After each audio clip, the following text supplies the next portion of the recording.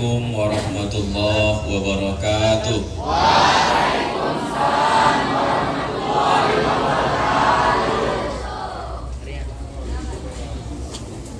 Hamdan wa syukran lillah, summa salatan wa salaman ala rasulillah alladzi la nabiyya ba'dahu ila yaumil qiyamah, amma ba'du.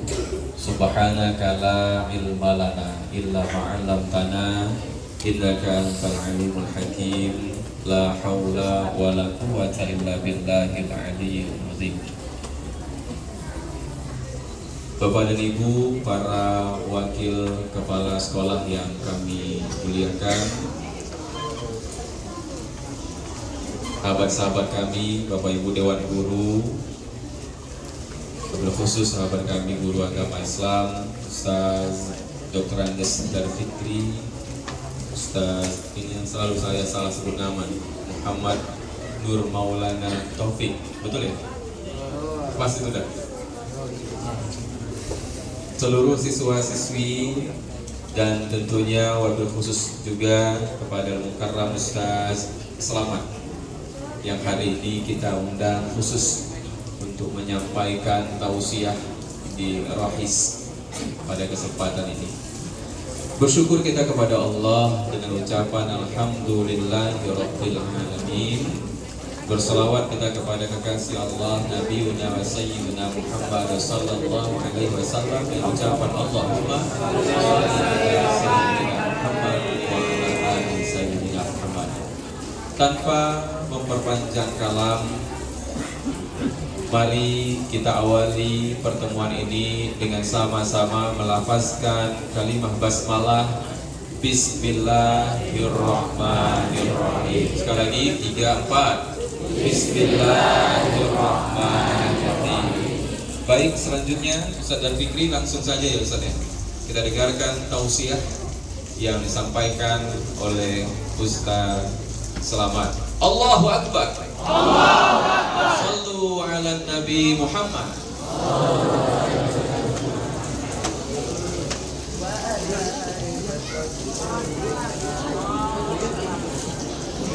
Biarlah kamu dikira.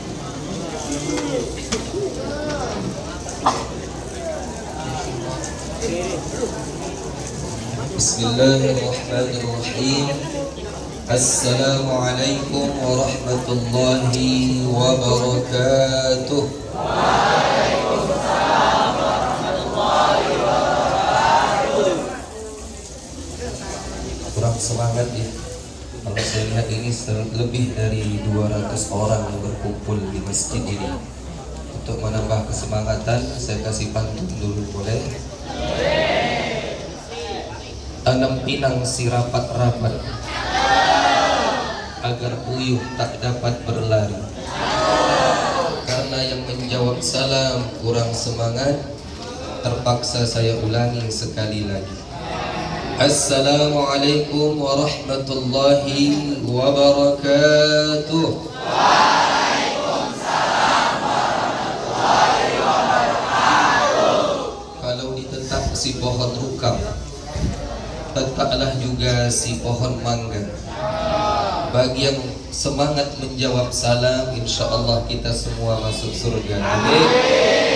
Amin ya Rabbal. Alhamdulillahi Rabbil Alamin. Allahumma salli ala Sayyidina Muhammad, amma ba'd. Subhanaka la ilma lana illa ma 'allamtana innaka antal alimul hakim. Allahumma rizqna fahman nabiyyin wa hifzal mursalin wa ilhamal malaikatil muqarrabin birahmatika ya arhamar rahimin. Alhamdulillah, kembali kita bersyukur kepada Allah Rabb kita yang telah memberikan begitu banyak kenikmatan kepada kita semua. Di antaranya nikmat kesehatan, kesempatan, dan yang paling utama adalah nikmat iman dan Islam. Salawat beriringkan salam, tak lupa pula kita hadiahkan kepada baginda Nabi besar Muhammad sallallahu alaihi wasallam. Allahumma salli wa sallim wa barik alaihi. Mudah-mudahan dengan berbanyaknya kita berselawat kepada beliau, kelak mendapatkan syafaatnya di yaumil akhir. Amin. Amin ya rabbal. Yang sama-sama kita hormati Ibu Kepala Sekolah SMA Negeri 19 Medan, yang sama-sama kita hormati para wakil kepala sekolah, yang sama-sama kita hormati guru-guru kita yang luar biasa sabar di dalam mendidik kita semua. Mudah-mudahan kesabaran dan kesungguhan di dalam mendidik kamu semua dibalas Allah dengan berlipat ganda kebaikan. Amin. Dan yang saya banggakan, saya sayangi seluruh adik-adik sekalian yang Masya Allah hari ini menyempatkan waktunya untuk berkumpul di tempat yang mulia ini, di rumah Allah ini. Mudah-mudahan perkumpulan ini dicatat menjadi satu perkumpulan yang baik di sisi Allah Subhanahu wa Ta'ala. Perkenalkan, nama saya Salamat SPDI. Saya juga seorang guru di tingkat SMP.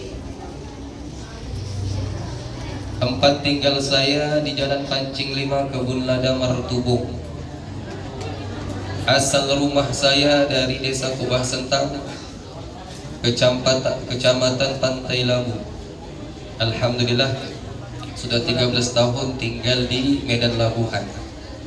Baik, anak-anak sekalian yang dirahmati Allah, kalau saya bilang apa kabar anak-anak, maka jawabnya Alhamdulillah, luar biasa, tetap semangat, Allahu Akbar. Bisa? Oke. Apa kabar anak-anak sekalian? Alhamdulillah, luar biasa, tetap semangat, Allahu Akbar. Alhamdulillah. Hari ini materi yang diberikan kepada saya adalah dengan bertakwa menghindarkan diri kita dari kenakalan remaja. Belakangan hari ini sangat ngetren dan terkenal di mana-mana. Bahkan di Medan Utara ini, Marelan, ya, Medan Labuhan, Medan Deli, banyak sekali remaja-remaja yang mereka itu masih duduk di bangku sekolah, baik tingkat SD, SMP, bahkan sampai juga tingkat SMA. Untuk ngapain? Ngumpul-ngumpul. Kalau organisasi perkumpulan yang ada tujuan. Kalau mereka nggak tahu ngumpulnya untuk apa, tujuannya apa, yang penting buat happy diri mereka masing-masing, maka terjadilah sesuatu yang itu memalukan sekaligus memilukan, bukan hanya untuk diri dia, bukan hanya untuk keluarga dia, tapi untuk lingkungan tempat tinggalnya, bahkan nama sekolah tempat dia menimba ilmu pengetahuan. Betul? Dan alhamdulillah tidak ada dari sekolah kita. Amin. Amin ya rabbal. Kejadian yang kemarin ya, waktu Ramadan, begitu ditangkap, si anak bilang apa? Coba tanya mamaku, katanya. Kau tanya mama awak, rupanya nonton juga kalian ya. Allah. Anak-anak sekalian yang dirahmati Allah Subhanahu wa Ta'ala, kamu harus tahu bahwa tujuan Allah Subhanahu wa Ta'ala menciptakan kita manusia ini, salah satunya adalah wa ma khalaqtul jinna wal insa illa liya'budun, untuk beribadah kepada Allah. Ibadah itu bukan hanya salat, bukan hanya puasa, bukan hanya menyangkut dengan Allah Subhanahu wa Ta'ala, tapi ibadah sosial itu juga sangat menentukan. Sebagaimana Allah firmankan dalam Al-Quran, Bismillahirrahmanirrahim, Turibat alaikumuz zillatu aynama suqifu illa bihablim minallah wa hablim minan nas. Manusia itu akan ditimpa kemalangan, kecelakaan, kerugian di mana saja pun dia berada, kecuali bagi siapa saja yang bisa menjaga hubungan baiknya dengan Allah dan hubungan baiknya dengan sesama manusia. Menyangkut persoalan itu, anak-anak sekalian yang dirahmati Allah, maka kamu adalah generasi kami yang selanjutnya. Bagaimana Medan Utara ini baik atau tidak, itu tergantung kamu. 10 tahun akan datang, itu keplingnya kamu, lurahnya kamu, pak camatnya kamu, bahkan mungkin menjadi wali kotanya kamu, amin. Anggota dewannya kamu, amin. Kami hanya mengikuti aturan yang kamu buat nanti. Karena guru-guru kamu ini semua 10-20 tahun akan datang sudah lemah-lemah, fisiknya lemah, ingatannya mungkin lemah. Maka kami menaruh harap kepada kamu agar kamu sedari sekarang ini betul-betul ya untuk menempa diri menjadi generasi-generasi yang insya Allah akan datang, akan mengharumkan Medan Utara, bahkan akan mengharumkan agama kita, amin. Sayyidina Ali karramallahu wajhah pernah menyampaikan bahwa ciri orang yang bertakwa itu ada 4. Ada berapa? Kalau keempat ciri ini ada pada diri kamu, insya Allah kamu gak mungkin ikut tawuran seperti orang-orang yang di luar sana. Mana yang 4 itu? Yang pertama, at-taqwa huwal khauf minal jalil. Takwa itu memiliki rasa takut kepada Allah. Kalau orang memiliki rasa takut kepada Allah, pasti dia merasa diawasi oleh Allah. Kalau merasa diawasi oleh Allah, mau berucap, mau bertindak, mau melakukan sesuatu, pasti dia hati-hati. Kata pepatah orang Arab mengatakan, fit ta'annis salamah wa fil ajalatin nadamah, bahwa dalam keberhati-hatian itu biasanya akan menimbulkan keselamatan, dan di dalam ketergesa-gesaan itu biasanya akan menimbulkan penyesalan. Kamu kalau ingin ikut suatu perkumpulan, pikir dulu, ini bagus atau tidak. Ikut geng motor, ya, bawa senjata. Di tingkat SMP udah begitu loh. Saya kebetulan kesiswaan di sekolah, jadi yang saya hadapi sama kayak sini. Saya tanya tadi Pak Kori, ya, gimana Pak, enak lah Pak ya ngatur anak SMA karena lebih dewasa. Apa jawaban Bapak itu? Sama aja Pak Ustadz kan. Allah. Saya pernah kejadian salah satu siswa kami itu plat untuk tenis meja, diletakkannya di rel kereta, dijadikannya samurai. Udah, gear mobil, gear kereta itu ya, diikat pakai tali. Saya temukan dalam tasnya.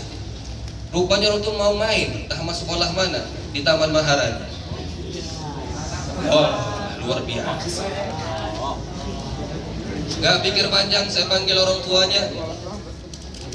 Kemudian kita sport selama 1 minggu. Rupanya minggu selanjutnya gak masuk lagi, cabut lagi dia ke warnet. Kita cari di warnet, dapat. Rupanya main judi dari internet ada ya. Sekarang kalian jangan ikut-ikut macam ini, mohon maaf Bapak Ibu ya. Sekarang sudah menjamur, bukan hanya anak sekolah, bapak sekolah pun dah ikut. Bapak-bapak kalian pun saya tengok, Allah sudah main domino online. Allah karim ya. Insya Allah yang di sini nggak ada ya, insya Allah. Baik, Anda Ustaz yang dirahmati Allah Subhanahu wa Ta'ala. Ya, ini satu. Jadi timbulkan rasa takut kepada Allah. Yang kedua, wal amalu bitanzil, mengamalkan apa yang Allah turunkan, yaitu Al-Qur'anul Karim. Insyaallah sudah semua bisa baca Quran? Insyaallah. Alhamdulillah ada Ustaz ya. Mau kau jadi apapun, jangan tinggalkan Al-Quran. Islam tidak melarang kamu menjadi polisi, TNI, dokter, bahkan jadi presiden sekalipun. Tapi jadilah TNI, polisi, ya, dokter dan presiden yang cinta akan Al-Quran. Islam sulit untuk dihancurkan dengan bom, dengan rudal. Maka orang-orang di luar Islam di sana mereka berpikir bagaimana cara menghancurkan Islam. Oh, ternyata ada pada Al-Quran. Bagaimana caranya? Menjauhkan generasi muda daripada Al-Quran. Sehingga mohon maaf, ada juga saya jumpai siswa SMP ya belum bisa membaca Al-Quran. Jangan pula nanti di SMA ini begitu juga ya. Allah. Ini Ustaz tanya lah, kira-kira kalau kamu nanti udah besar, punya anak, 3 anak kamu, berapa? 3. Yang satu pandai nyanyi, yang satu pandai baca puisi, yang satu pandai baca Al-Quran. Ketika kau dah nak mati, yang mana kau butuhkan di antara 3 ini? Yang mana? Tahu semua. Dipanggil anak yang pertama, pandai nyanyi, dinyanyikan ya orang tuanya yang mau sakratul maut. Bila Jibril datang memanggil, jasad terbujur di pembaringan, makin menggigil mamanya. Dipanggil anak kedua, karena dia jago baca puisi, dibacakan puisi untuk emaknya. Wahai emak aku tercinta, sekarang engkau telah terbaring kaku di hadapanku. Inilah waktu yang kutunggu-tunggu. Karena aku mengharapkan harta warisanmu. Tapi begitu dipanggil anak yang ketiga, diambil mushaf Al-Quran, dibacakan di Al-Quran. A'udzu billahi minasy syaithanir rajim. Bismillahirrahmanirrahim.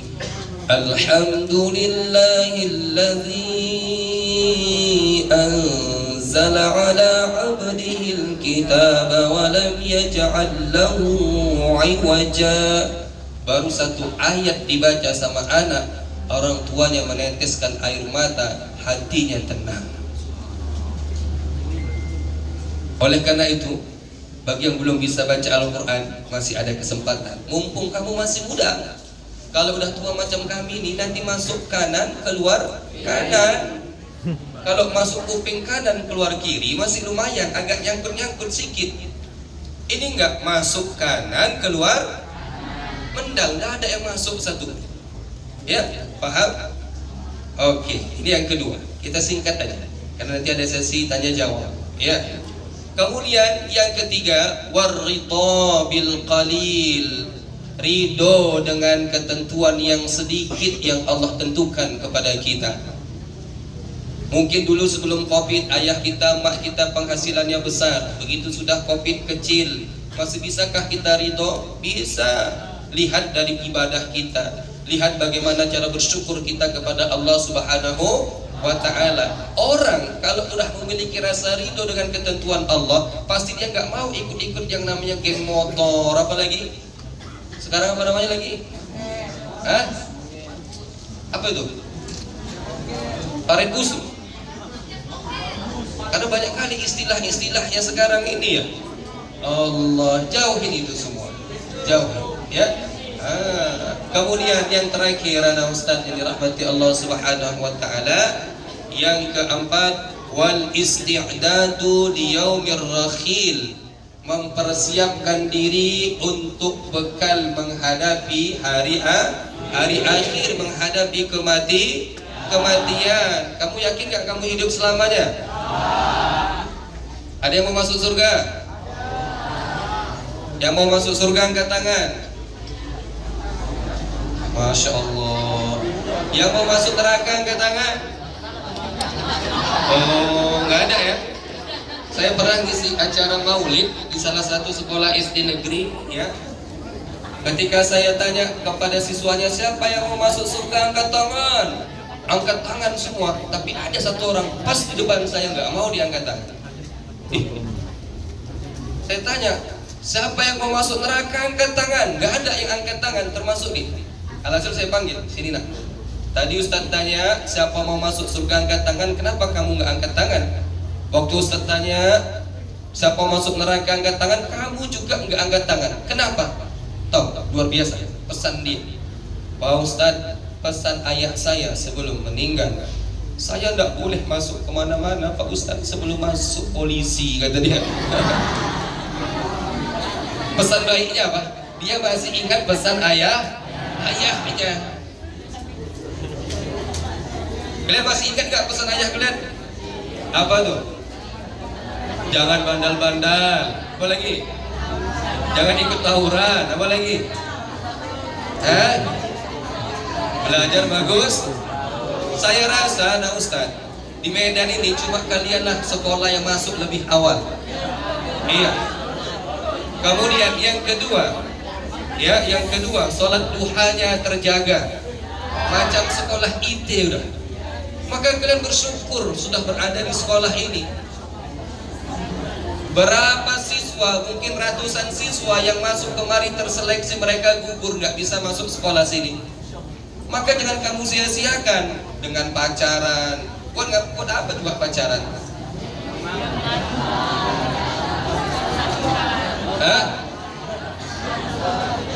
Mohon maaf ya. Mohon maaf ini ada Ustaz ya. Motor masih dibeliin, minyak masih diisiin. Tapi pulang sekolah sok-sokan bonceng anak orang.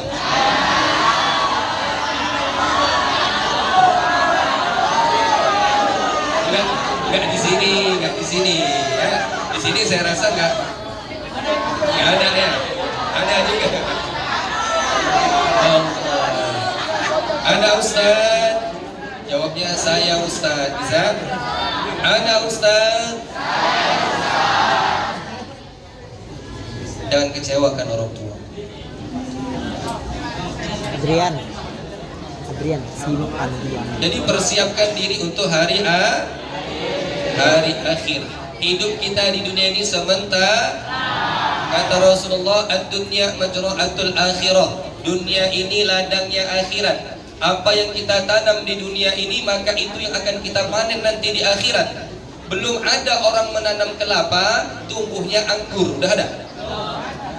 Belum ada orang menanam pepaya, tumbuhnya itu jeruk. Udah ada? فَمَنْ يَعْمَلْ مِثْقَالَ ذَرَّةٍ خَيْرًا يَرَهُ وَمَنْ يَعْمَلْ مِثْقَالَ ذَرَّةٍ شَرًّا يَرَهُ. Itu sudah pasti. Sebesar dan sekecil apapun kebaikan dan keburukan yang kita lakukan, maka itulah nanti yang akan kita panen di yaumil akhir. Maka kata petuah orang dulu, ingat betul, ingat, dicatat. Kalau nak tanamlah padi, maka rumput pun akan ikut tumbuh. Tapi jangan semata-mata kau menanam rumput, mustahil padi akan ikut tumbuh. Apa maksudnya? Kalau kau nak kejar, wahai anakku, kejarlah akhirat, maka dunia akan Allah berikan kepadamu. Tapi kalau semata-mata kau hanya mengejar kehidupan dunia, mustahil akhirat akan Allah berikan kepadamu. Paham? Saya rasa cukup kajian kita pada siang berbahagia ini. Karena waktu asar semakin cepat, ya, sekitar 15 menit ada untuk sesi tanya jawab. Dipersilahkan kepada anak-anak sekalian. Kalaupun nanti saya tidak bisa jawab, masih ada ustaz-ustaz senior di belakang saya dan di depan saya. Ya, sekian, terima kasih. Ada yang mau bertanya? Salam dulu lah. Salam, sebutkan nama, kelas berapa, nomor WA.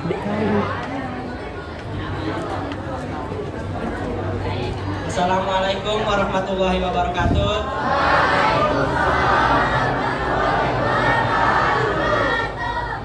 Perkenalkan, saya Firman Muhammad Ilham dari kelas 10-1. Saya ingin bertanya kepada Ustadz tentang masalah sholat. Kalau kita kan sholat gitu kan berniat itu lebih baiknya gimana Ustadz? Sekian saya. Assalamualaikum warahmatullahi wabarakatuh. Silakan.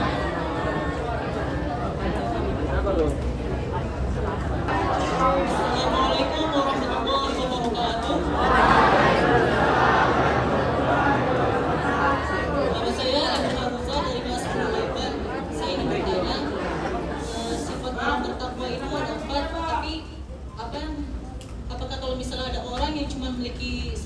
dua sifat apa yang seperti Ustaz sebutkan, dia bisa disebut takwa aja. Sekian pada saya. Assalamualaikum warahmatullahi wabarakatuh. Itu Ya, terima kasih. Ada dua pertanyaan tadi. Yang pertama dari teman kita Firman, bagaimana niat yang baik di dalam salat? Bedakan niat dengan lafaz niat. Niat itu fis sudur, la harfun wala sautun. Niat itu letaknya di hati, tidak berhuruf dan tidak bersuara. Kalau kamu salat pakai usolli, boleh, silahkan. Sunnah hukumnya dalam mazhab Imam Syafi'i. Tetapi itu belum dikatakan niat. Jadi kalau kamu masih usolli tetapi dalam hatimu tidak hadirkan niat pada saat takbiratul ihram, maka salatmu belum sah. Kenapa? Belum berniat. Jadi kapan jatuhnya niat? Ketika takbiratul ihram antara huruf hamzah dan huruf ra. Begitu kamu ucapkan Allah, maka terdetaklah dalam hatimu, aku sengaja salat fardu zuhur 4 rakaat mengikut imam karena Allah Ta'ala. Selesai. Paham nih? Itu mengenai niat. Dan hati-hati, anak-anak Ustaz yang dirahmati Allah, salah satu daripada rukun qauli di dalam salat itu adalah membaca takbiratul ihram.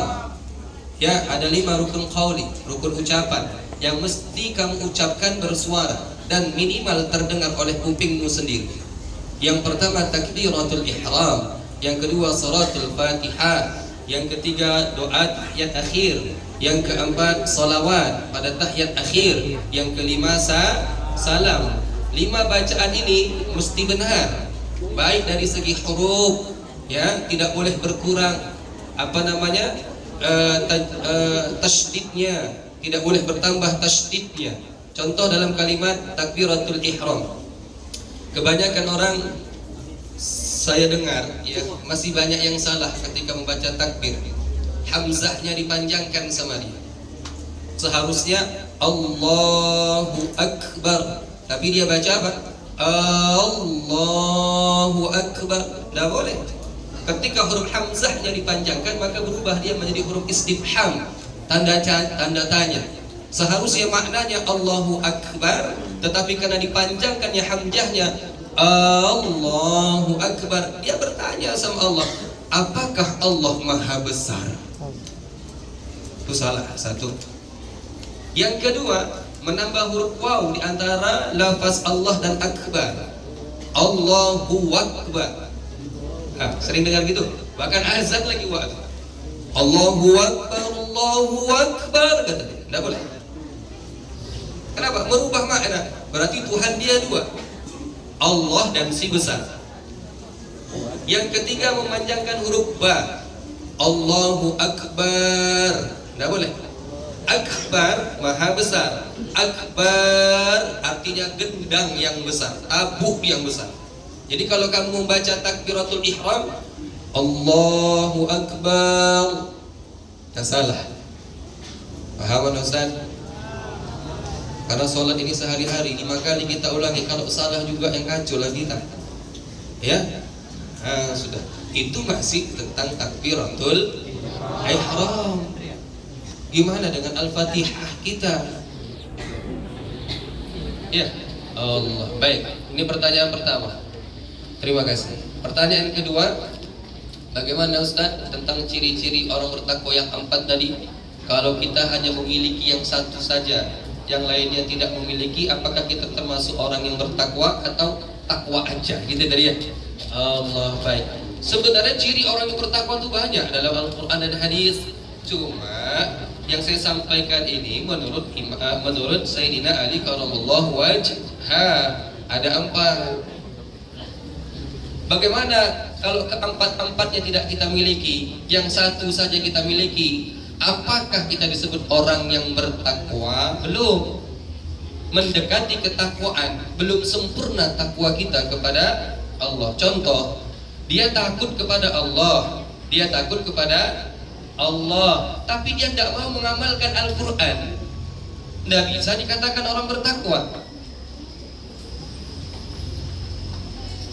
Dia takut kepada Allah, mengamalkan Al-Quran, tapi dia tidak ridho dengan ketentuan Allah terhadap diri. Tidak bisa juga dikatakan orang yang bertakwa. Dia takut kepada Allah, mengamalkan Al-Quran, kemudian dia berusaha untuk ridho tentang ketentuan takdir Allah terhadap dirinya, tapi dia tidak mempersiapkan bekal untuk hari akhir. Tidak juga dikatakan orang bertakwa. Orang yang bertakwa itu pasti sudah jelas keempat ini akan berkumpul pada dirinya. Walaupun tidak mudah mengumpulkan empat hal ini pada diri kita. Karena mohon maaf anak ustaz yang dirahmati Allah, kamu punya hati kan? Mana hatimu? Gak tahu letaknya di mana? Belajar biologi gak? Cuma nanti para ulama berbeda, apakah hati itu di jantung atau di hati yang menurut biologi itu ya. Baik, ada ustaz yang dirahmati Allah. Ini ustaz kasih kunci sama kamu. Ya, hindari 10 penyakit hati pokok yang dapat merusak jiwa manusia. Kalau ini bisa kau hindari, maka insya Allah kita akan menjadi orang yang bertakwa. Mana yang 10 itu? Yang pertama riya. Tahu riya? Bukan tetangga kau bu ria. Ria itu tidak menyangkut masalah harta, nah Ustaz. Ya, ria itu menyangkut masalah ibadah.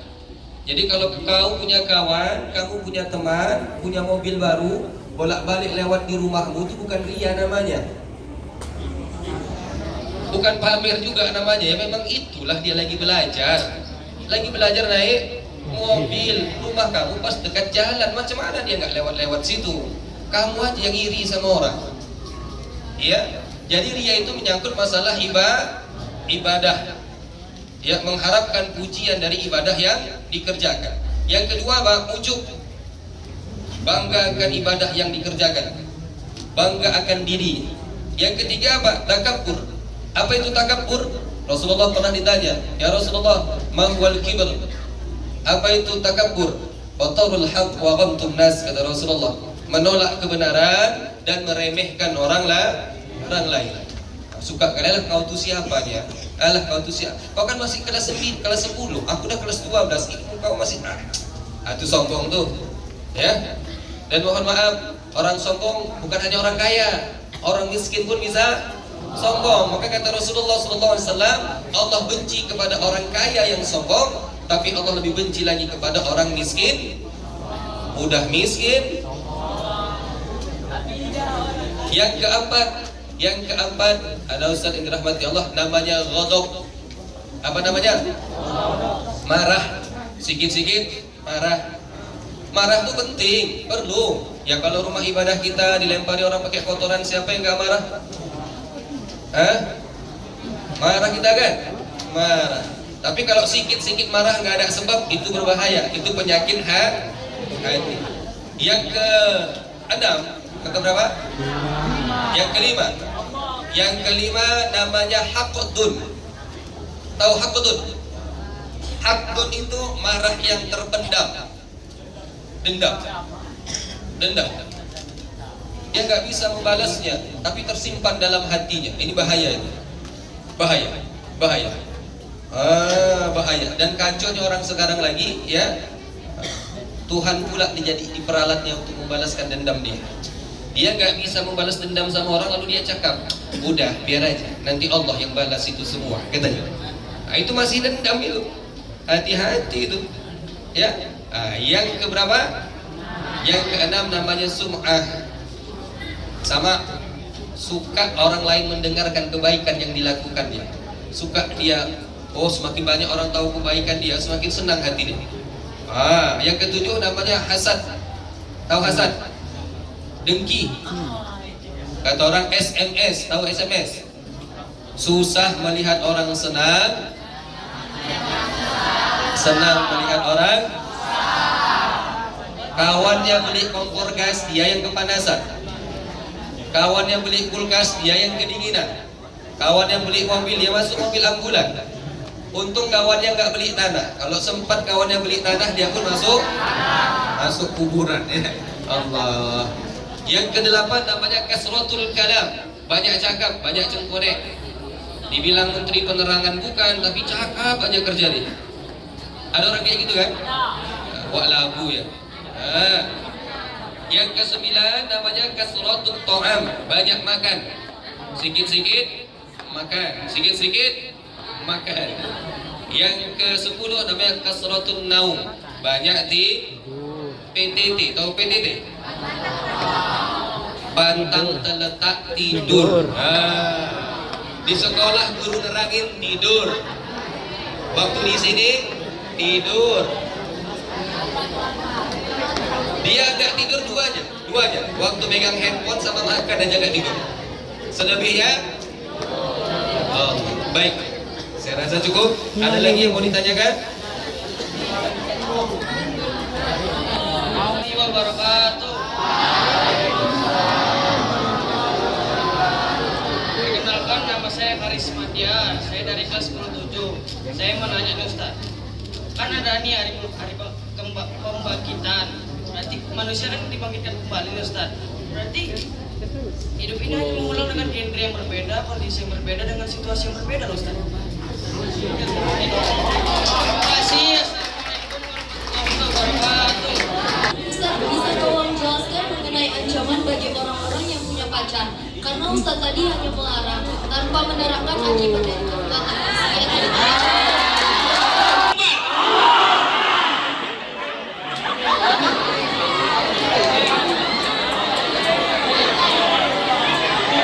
Orang itu pula yang berpacaran nih. Ustaz. Ya, baik. Ada Ustaz. Pertanyaan pertama ya. Saya lebih cenderung dengan firman Allah Subhanahu wa taala Quran surah Al-Baqarah ayat 28. Bismillahirrahmanirrahim. Kaifa takfuruna billahi wa kuntum amwatan fa ahyaakum thumma yumitukum thumma yuhyikum thumma ilaihi turja'un. Kata Allah, kenapa kalian mengingkari aku? Wa kuntum amwata, bukankah kalian dulu enggak ada?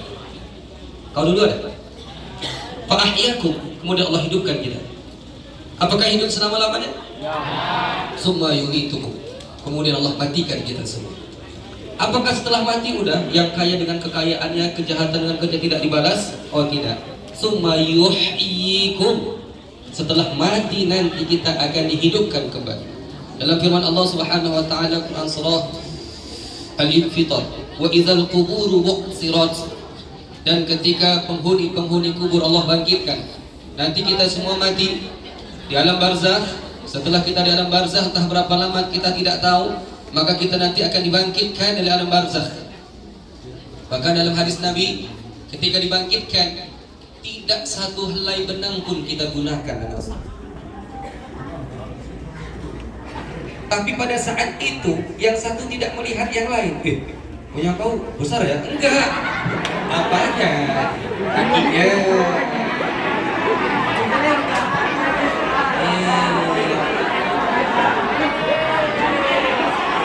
Oke. Lalu apakah kita hidup yang akan datang itu mengulangi lagi kehidupan seperti ini berbeda alam? Yang pertama berbeda alam, yang kedua tidak lagi mengulangi masa sekarang. Berbeda dengan yang dipahamkan oleh orang-orang Hindu ya, atau orang-orang agama Buddha ya. Adanya reinkarnasi. Kita nggak ada reinkarnasi. Di sana nanti semua yang kita lakukan di dunia ini akan dibalas setelah melalui beberapa alam, sampailah finalnya nanti di yaumul jaza, hari pembalasan. Balasan baik masuk surga, maka akan mendapatkan kenikmatan selama-lamanya, dan balasan buruk akan masuk ke dalam neraka. Paham Ustaz? Kalau di dunia ini sementara, nggak ada saya tengok sesusah-susahnya orang. Dari dia lahir sampai dia mati nangis terus, nggak pernah. Berarti dia pernah bahagia. Dan tidak pernah juga saya tengok dari lahir sampai meninggal dunia ketawa terus, nggak pernah. Pasti dia pernah menangis. Berarti dia pernah juga merasakan kesusahan.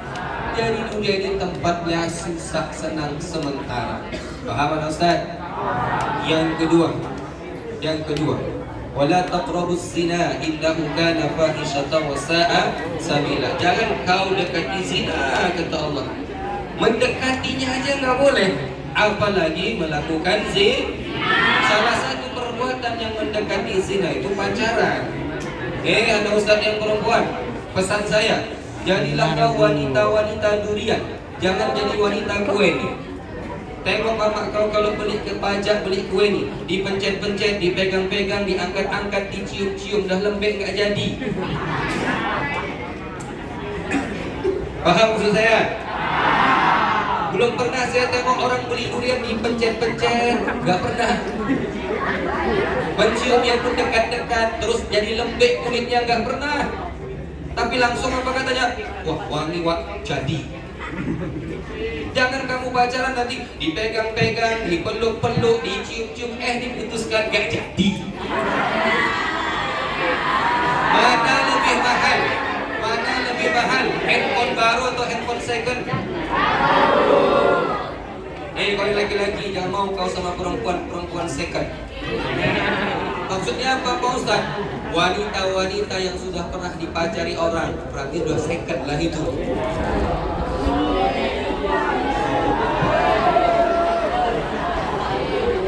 Paham? Paham? Siapa yang akan menjaga yang menjaga kehormatan ini kalau bukan diri kamu sendiri ya Ustaz? Oke? Jangan nanti mohon maaf, martubung dulu baru bandar khalifah. Sambung. Gembung dulu baru menikah. Nah, alhamdulillah ini.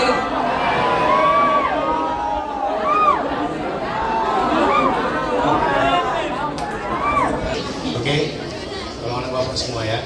Yang pertama, assalamualaikum warahmatullahi wabarakatuh. Waalaikumsalam warahmatullahi wabarakatuh. Ustadz izin, ini yang pertama saya mau menceritakan untuk anak kita di SMA Negeri 19 Medan. Jadi, Ustadz, sekolah kita ini alhamdulillah untuk penerapan perbaikan akhlak anak-anak mungkin luar biasa ya, Ustadz Fikri. Dari sholat pun kita udah ada list. Kegiatan agama pun seperti ini, Senin kita buat rohis, ada Ustadz, ada Yasin, ada nanti yang lain. Di guru agamanya pun mungkin Bapak yakin ke mental semua ini.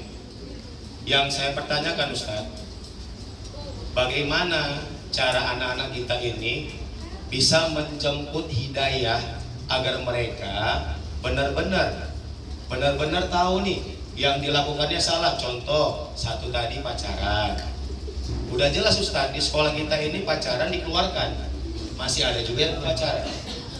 Itu satu. Yang kedua, bersih itu sebagian dari iman. Masih ada juga yang beragama Islam yang tidak mau buang sampah di tempatnya masing-masing. Ini contoh kecil-kecil aja.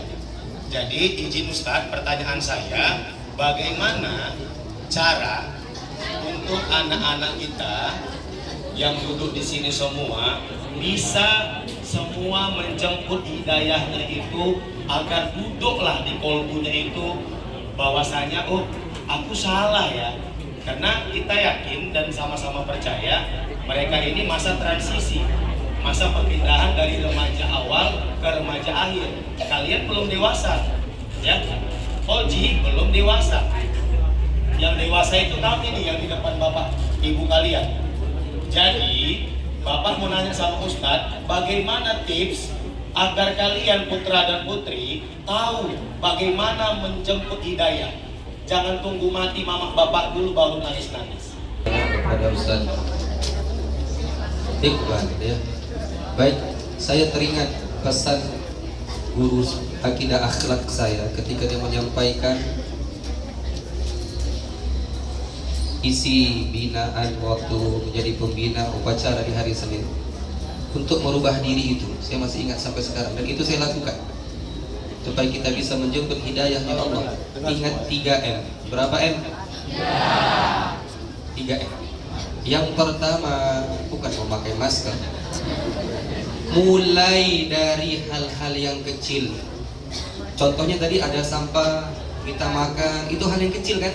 Kalau yang kecil saja tidak bisa kau mulai untuk rubah, bagaimana yang besar? Maka mulai dari yang kecil-kecil. Siap makan, sampahnya dibuang. Ada guru, dihormati, salam, ucapkan salam. Ada tamu yang datang ke sekolah kita, beri salam kepada mereka, sambut mereka. Dari yang kecil-kecil. Ada kawan kita yang salah, jangan ditertawakan, karena belum tentu kita lebih baik dari dia. Mulai dari yang kecil-kecil. Yang kedua, yang kedua, mulai dari diri sendiri. Jangan pandainya kita menilai orang. Dia Pak mengadu orang, nomor satu kesalahan orang. Salah satu yang menyebabkan amal ibadah kita itu rusak, kata Rasulullah, al-istighalu bi'uyubil khalq, suka mencari-cari kesalahan orang lain. Sedangkan kesalahan dia sendiri lebih banyak. Kata Bung Roma Irama apa? Gajah di pelupuk mata tak kelihatan, tapi semut di seberang lautan jelas. Kalau kesalahan dia banyak pun nggak ngerti dia dengan kesalahannya. Tapi kalau kesalahan orang sekecil apapun tahu dia. Maksudnya anak Ustaz, yuk mulailah dari diri sendiri, kebaikan-kebaikan itu. Jangan taunya hanya menilai orang. Yang ketiga, mulai dari sekarang. Kalau ingin berubah, jangan tunggu nanti 40 tahun, tunggu aku menikah, tunggu aku punya anak. Ya dari sekarang kita rubah. Paham? Mungkin itulah yang dapat saya sampaikan. Waktu asar pun sudah tiba ya. Mudah-mudahan